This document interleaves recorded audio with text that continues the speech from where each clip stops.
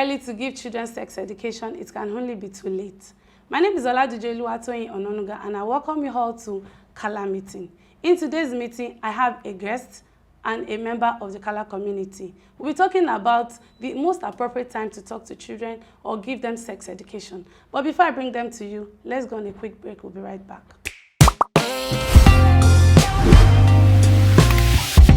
Welcome back. With me today is Karen, a content creator, and Mrs. Motunrayo Ononuga, a childcare expert. Say hello. Hi. Hello. All right. Before I went on a quick break, I was talking about, I told you that we're going to be talking about when is most appropriate to talk to kids or give them sex education. As a child care expert, what do you think? When is the most appropriate time? Okay, thank you very much for the question. But before we answer that question, we should first discuss what exactly is sex education. Because when you say sex education, everybody assumes automatically that you want to talk about intercourse alone. But that's not true. Okay, sex education has everything to do with teaching children about puberty, about the way their body changes physiologically, biologically. It has everything to do about teaching children about relationships, about the who, the what, the why, the when of sex in itself. So there's so much topic under sex education that makes it really, really important to discuss with your child. Okay. So what do you think? What does it mean to you as a man when you hear the word sex education? It's to teach them about anything sexually. Sexual related. Okay, which is why I quickly said that, because once you just say sex education, everybody's just thinking sex. That is intercourse. Okay. All right. That's why many people shy away from the conversation, having this with your children. Some people get so rigid and then they start smiling sheepish and I can't do what I so can I say that? I can't, because they expect that in their mind you want to tell them the penis will go into the vagina and blah blah blah blah. But really, that's not it. In fact, the most important part of sex education shouldn't even start from intercourse. You should start from, let's start from age, right? Okay. 0 to 2. You're already discussing sex education with your child, unknowingly to you. How? Number one, as at age 2, most people have started potty training. And that's when you are telling your child, this is a vagina and this is the penis. The moment you start to name those instruments, you started educating your child. But are you aware that most parents, especially African parents, don't like to call those parts by their names? And they would rather, yes, they would rather give it a name like your. You understand? Let me use myself as an example.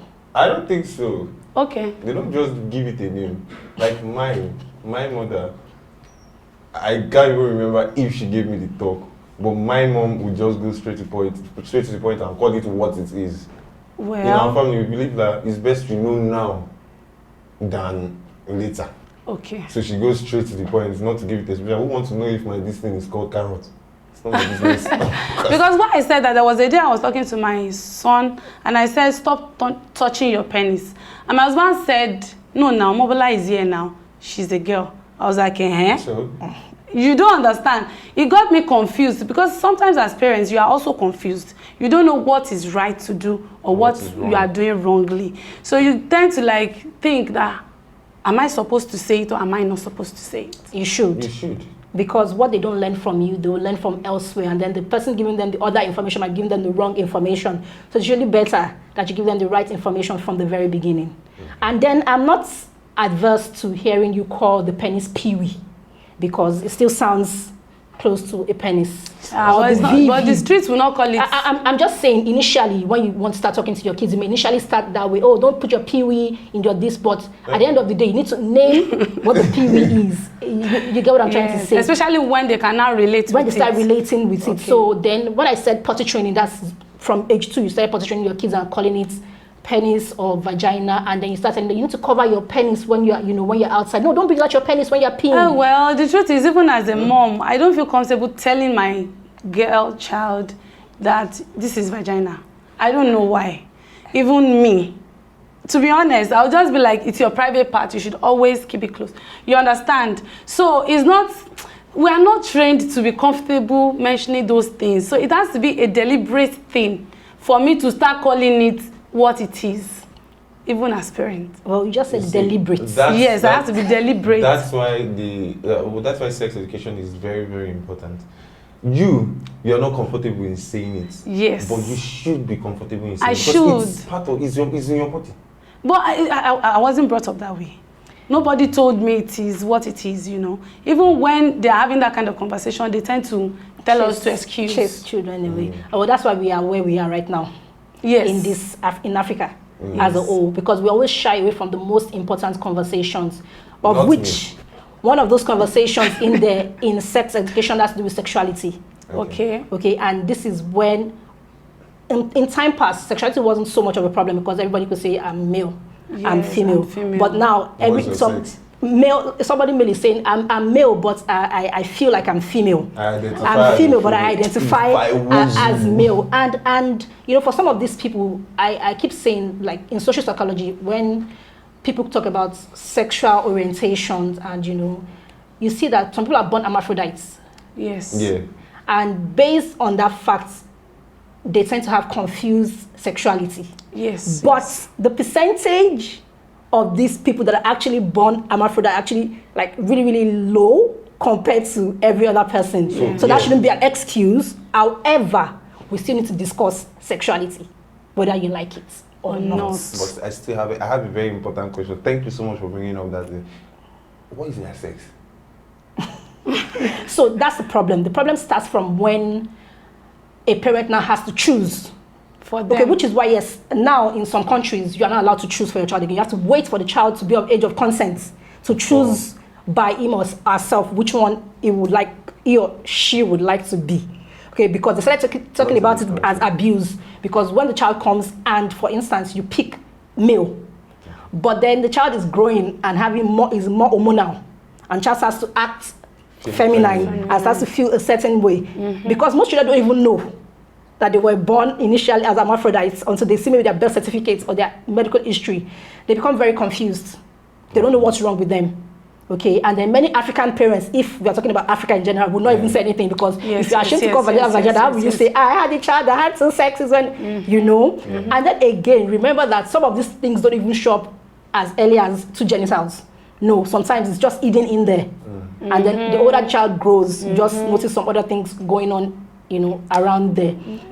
But I think in a way, even as an infant, you will know if this infant baby is Acting out like a girl. yes, or a boy. I know. You will know. You will know. see How you want to know? Except if you are a first-time mom, you might be confused. But most of the time, girls tend to see have, traces yeah. That your son is tilting towards one direction. Yes, because sometimes Please, a is it child that is not when even you give an birth- when you give birth to your son, yeah. How will you know?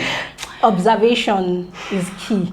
Okay, some people will say that boys naturally tend to play with toys like train sets, like cars and stuff. But if you have a boy who is forever holding on to a doll baby for a long time and is interested in wearing female clothes, I'll be born. you can't just observe for 1 year and 2 years and 3 years and then conclude, you know, as time goes on.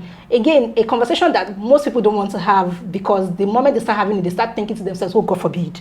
And we have that God forbid syndrome in this Nigeria. country a lot that stops people from doing the right thing. So perhaps at the point where you decide, okay, you know what, let me ask this child, are you feeling attracted to the female, you know, to the female gender or to the male gender? She won't understand, or he won't understand. You see, that's the thing. Everybody underestimates children. Don't talk like that, though. He starts feeling at a very, very young age. Any regular child. Like, Okay. You would ask, are you feeling attracted? No, you ask, like, do you think you like these girls more than boys? Exactly. You start And to as note kids, those, you would know. Yes, you start to note those answers, and you start to observe your child more and more. Yeah. Okay, and then you start to think to myself, okay, this child seems to be. But again, do not assume.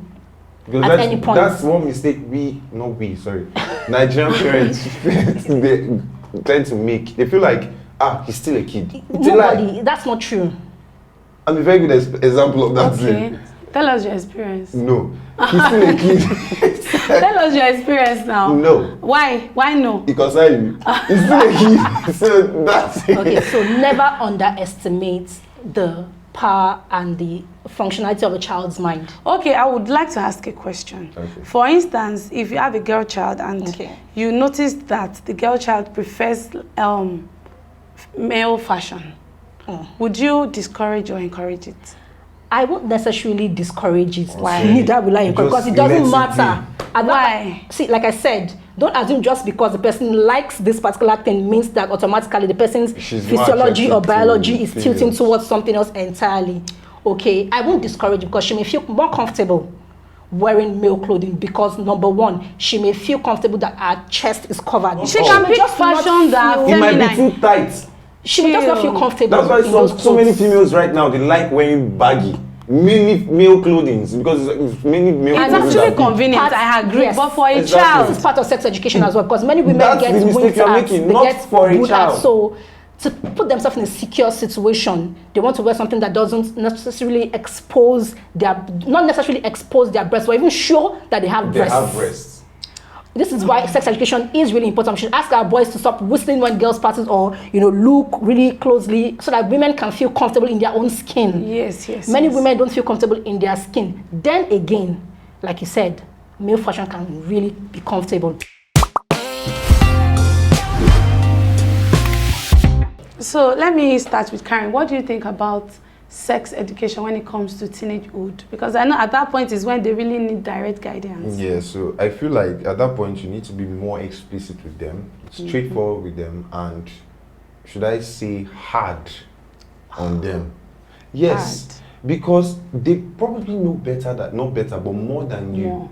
All right, I would like you to take your own, discuss your point of view from the recent event of the maybe 10 or 12-year-old girl that was spotted in a sex tape, What do you think? Would you say that the parent failed, the school failed, or the society at large? The girl is clearly underage, but she is no newcomer. Yes, exactly. In fact, I don't even feel like I should discuss that. You have that's, to. That's one discussion I told myself I wasn't going to partake in. So let me just deviate and say it's right about discussing with teenagers in a language that they understand. It's not the time for parents to become hypocritical and cover themselves in religious clothing, and not say what they should say when they should say it. From the age of 10, most children they've hit adolescence, okay? And Yes. then at that point, they're in children's body, but already adults, adults' mind. Well, the point is this, they're still children. Yes. But they're experiencing adult things. That's why I said adult mind. But so at that point, the confusion has started. The confusion has started at age 10. The confusion is going to go on. So if you're not telling your children that, and that's why there are different kinds of conversations you can have when it comes to sex education. Okay, there's a general conversation where you have to talk about everything, including contraceptives, including how you should either accept or do not accept to have sex, abstinence, that is abstinence, okay, including with whom, at what age, why you should or why you shouldn't, okay, and the exact nitty-gritty of sex in itself, so that by the time their hormones start to rage, okay, from the 13, 14, 15, 16, when those hormones start to rage, when they are not listening to you, when their bloods are boiling, okay, so to speak, at that point, everything you deposited in them earlier, okay, will start to come to play because they are watching it on TV. Yes. They are listening to it somewhere. Their friends will discuss it. Most music They will- nowadays. They will read it in books. There's porn on your... In fact, everything you need to know, information will be... They will have information overload. At that point, and they won't know what to do with that information. So this is when you tell your child, you'll start to see people having sex, or you start to feel the urge to kiss Have a boy. sex. Some Or people you usually start to get practice PDA, public display of affection. You start to get attracted they to see the it opposite outside. sex, and when you start to feel that way, it's a normal thing. You want to say it's a normal thing, okay? But it's what you now do with all the emotion or the hormones that you are That feeling that now matters. Okay. What are they supposed to do, for And then instance? at this point, you now start to advise. Take it step one. Advise us. Type of advice for sex education: abstinence. No matter what you feel at this age, before you turn 18. Remember your mom will beat you. Not necessarily. That's That won't strategy stop number them. 2. I'm talking about strategy number 1, which That is should always be number one. discussing- My papa will kill me. That's strategy number 2, fear. Okay, there are different strategies, like I said, to discussing sex education. Yeah. Okay, that's the general one where you don't have a choice. You must discuss every single thing. Yeah. There's the fear factor, which is what our parents did to us. Once you start to see your period and you go close to a boy, You get you are pregnant. But that cannot That's work. not true, you know. And there's also the fear factor of, and when you put fear in someone that you will get pregnant, that fear enough is enough for the person to say, I won't do it. Okay, there's a fear factor. Okay, then there's also the one where you say abstinence.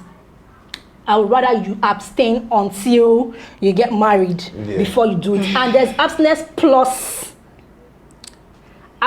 plus contraceptive, you know, of something. But if you must engage in this thing, I would rather you use a condom. I would rather you have only one partner. But don't you think you're advising them to even do it? Yes, So- at the age of 13, that's quite too early. So listen to this.